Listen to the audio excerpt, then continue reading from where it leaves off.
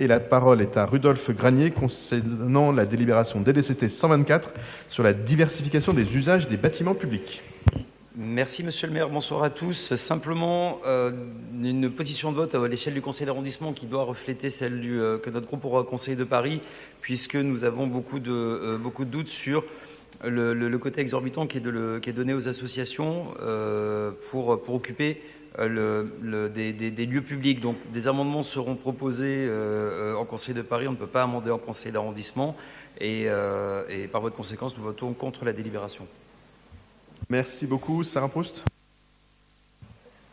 Oui, alors je crois que sur cette délibération, il faut quand même distinguer deux choses. À la fois la question du principe qui est de pouvoir autoriser un certain nombre d'organisations, d'associations dont on sait qu'elles manquent souvent de lieux pour se rassembler, organiser des événements, etc., de pouvoir le faire dans des lieux publics dans lesquels on peut les accueillir de façon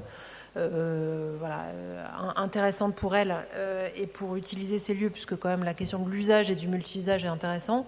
Ensuite, ce que pose deuxièmement cette délibération, c'est le fait que l'ensemble des arrondissements aura la possibilité et a la possibilité d'organiser en fonction de ce qu'elles pensent juste, souhaitable, des équipements qui sont les plus adaptés à ça en fonction des réalités, du nombre de gardiens, des horaires, etc., la possibilité d'adapter ce cadre-là. C'est ce que nous ferons dans le 18e arrondissement. Donc on verra effectivement pendant le débat les éléments qui peuvent améliorer cette délibération, mais par principe, le fait de considérer que les lieux publics puissent aussi être ouverts aux associations, puissent être ouverts à la société dans son ensemble, et notamment on parle des écoles, puisqu'il y a beaucoup d'arrondissements qui ont commencé à le faire, est une très bonne décision que nous, on salue grandement. Maintenant, ce qu'il faut, c'est passer à l'étape de la réalisation, et chaque arrondissement aura la possibilité de l'adapter en fonction de ses réalités, et c'est ce que nous ferons dans les semaines et mois qui viennent.